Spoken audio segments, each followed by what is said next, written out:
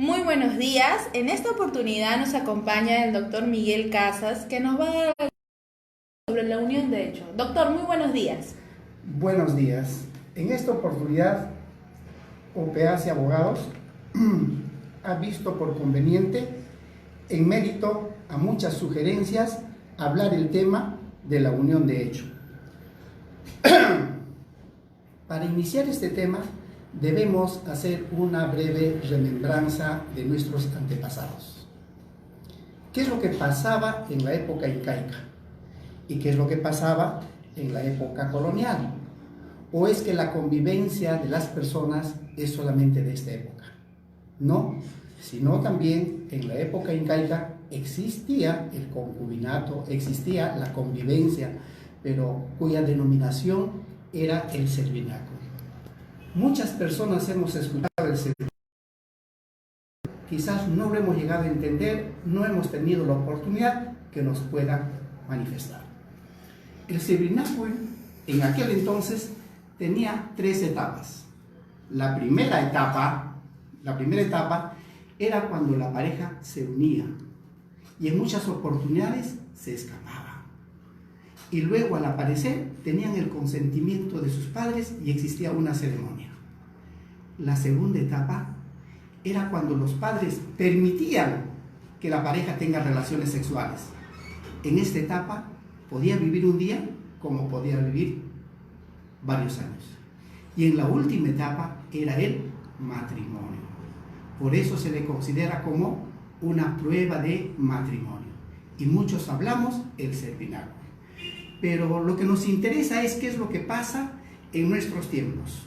Si nosotros hacemos un censo, la gran mayoría de personas, ¿no?, conviven. Y esta convivencia debe tener un derecho.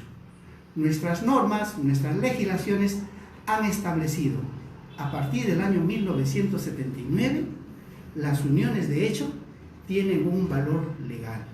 Las personas pueden unirse como mínimo 2 años y tienen el derecho al 50% de los patrimonios adquiridos. Lo establece en una forma clara, específica y literal el Código del año 1984.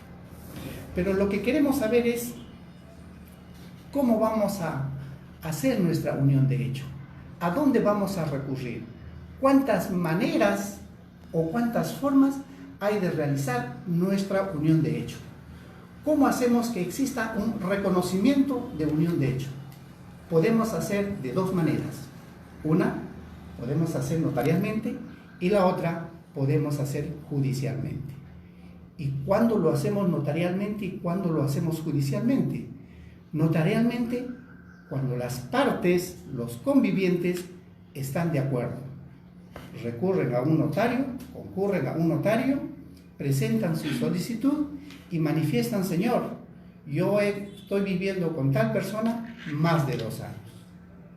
Y para lo cual, uno de los requisitos indispensables es que ambas personas deben tener la opción de matrimonio, la opción de casarse. No deben tener impedimento alguno, lo que significa los 2 deben ser solteros, los 2 deben ser viudos o un viudo con un soltero.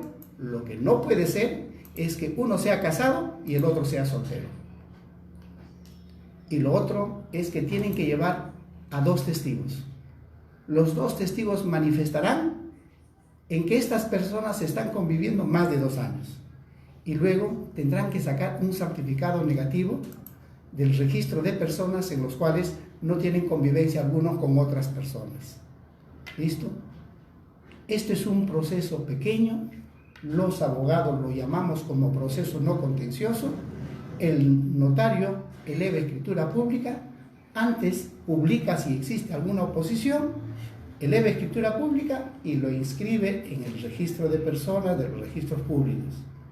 Esta inscripción será válido para todos los derechos. Entonces nos preguntamos, ¿y para qué nos sirve la inscripción? La inscripción nos sirve, ¿qué es lo que sucede si uno de ellos fallece? Tienen derecho hereditario. ¿Qué sucede si uno de ellos fallece también? tienen derecho a una pensión de viudez. ¿Qué más?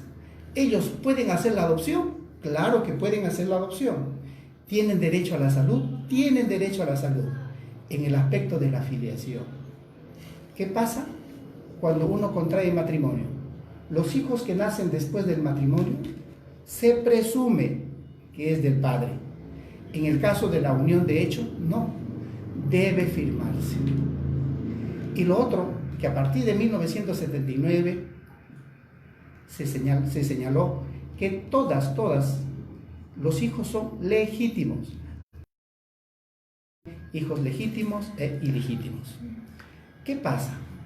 Así como en el matrimonio se disuelve, en la unión de hecho también existe una disolución. ¿Y de qué manera se puede disolver? Uno, si fallece uno de ellos, se disuelve. Por mutuo acuerdo se puede disolver. Por decisión unilateral, esta unión de hecho, uno de ellos ya se cansó del otro y se retira. Significa, pero esto tiene consecuencias. Si la separación de hecho es unilateral, la persona perjudicada puede optar dos cosas: solicitar la indemnización por daños y perjuicios o solicitar una pensión alimenticia. Otro puede ser, ambos se cansaron de la unión de hecho, contraen matrimonio, se formalizaron. Y lo otro, una unión de hecho, uno de ellos contrae matrimonio con un tercero.